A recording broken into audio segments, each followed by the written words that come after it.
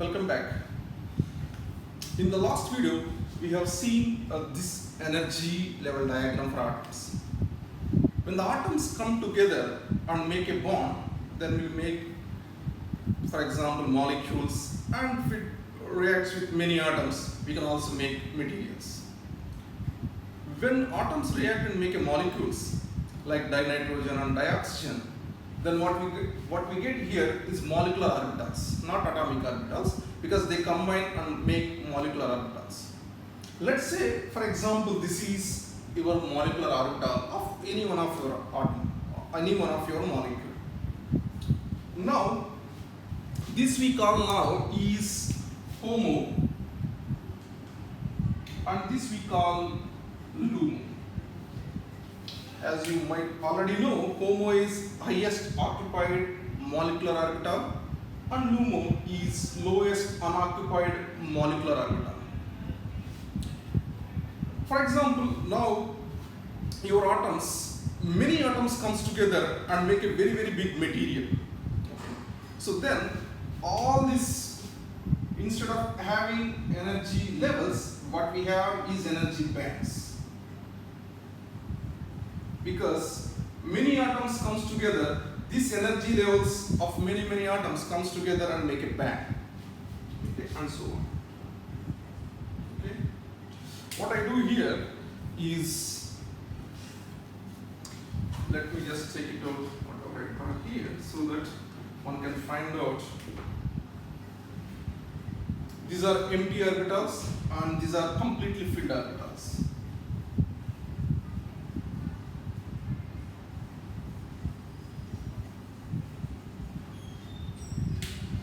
Then now, instead of saying HOMO and LUMO, what we call is valency band, and this is called conduction band. Alright. Now, by looking at valency band and conduction band, actually one can say whether it is a insulator or semiconductor or it is a metal. By looking at, of course, the semiconductor, one can also find out whether it is an N-type semiconductor or P-type semiconductor. Okay, let's look at my bottles again and understand the same concept. For example, this is my valency band. As you can see, so this bottle is completely filled, and this yellow is basically simple haldi. So we made so that we can have you can clearly see, visibility is quite good. Now this bottle is completely vacant. Let's say your energy level diagram of valency band, conduction band of any other material looks something like that. And your valency band is completely filled, your conduction band is completely empty. Then we call that is insulator. Let's say in another material, your valency band is, let's say, completely filled, or now it becomes your valency band is not completely filled, but it is only filled off, for example. Okay. Now, this we call metal in this scenario. But if you look at metal, let me just do one simple trick. See, if I move this bottle, if I take it out this, if I move this wall, can you see anything is moving? Not really. It is completely filled, so electron cannot move, right? If you fill your bottle completely, you can't really mix it, okay? But if you look at your metal case, where this energy level is off filled, you can clearly see if I move, your electrons are easily moved. So that is the reason why in metals you have a high conductivity. So your electrical conductivity as well as thermal conductivity is very high in the metals. Okay, so here basically your electrons are contributing, right? So your electrons can easily move. So if you apply a little bit external field, so they can easily move. Here I am shaking it, but one can also apply an external electric field to move the electrons. Alright. Now, what is semiconductor? Now, let's say you have completely filled your valency band and conduction band. The difference between these two is very small. Now, the little bit energy, if you apply, electron can jump from your valency band to conduction band. Okay, so basically your difference, the energy difference between valency band and conduction band is very, very low compared to your insulator. Insulators are very, very high, right? So this is called, semiconductors.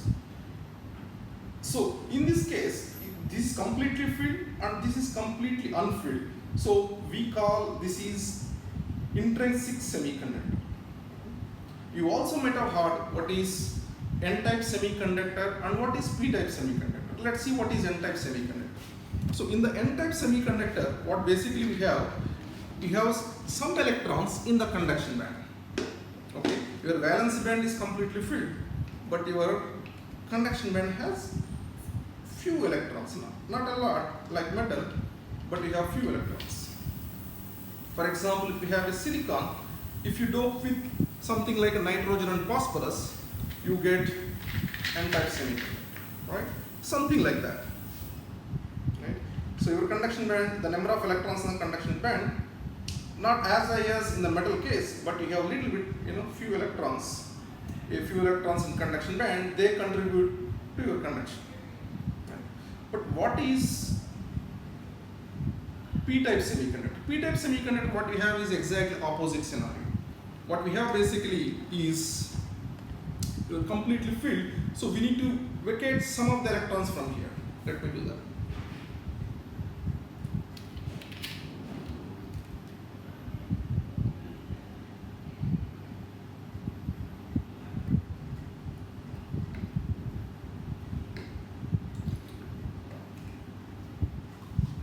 So now, in your P-type semiconductor,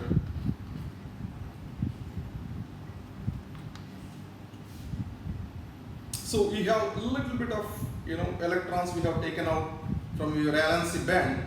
So now this is P-type semiconductor. If you move, so your electrons can move, not as high as in the case of metals, but still it can move in this case. So if in the metals, because they move quite fast, so we use that one as a electrical conductor, so like a connections between 2 points. But in the case of semiconductors, they are not as high as metals.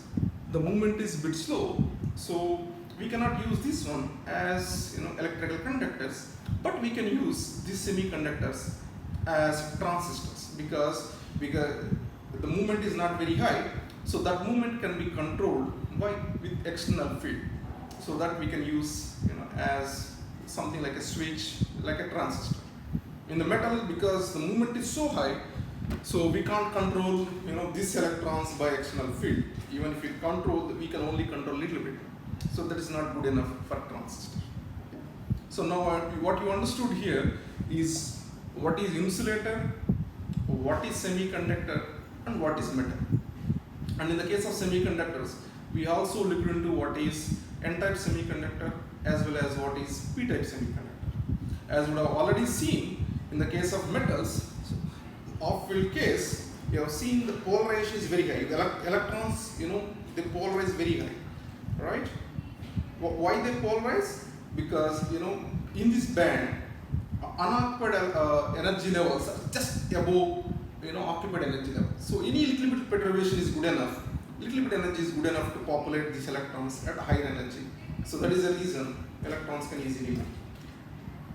But in the case of course, insulators or semiconductors, that's not the case. It is a bit difficult. So in the insulator, this is completely filled and this is completely unfilled. So populating these electrons to your conduction band, you really need high energies. Okay, that is the reason conductivity is very, very low. Okay. So we have in between semiconductors, and we have N-type semiconductor, or we have P-type semiconductor where we have your valence band as a little bit vacancy and conduction band is completely empty, of course. And because of that, we can control the movement of electrons. Conductivity is higher than your insulators, of course lower than your metals, but this movement of electrons can be controlled quite efficiently by external fields. So that's the reason why we use your semiconductors in transistors. Okay. Here polarization is lower than your metals because electrons we cannot move a lot, but it is good enough to do your transistor job. In the case of insulators, where you completely unfilled and completely filled valency band and conduction band, so polarization is extremely difficult.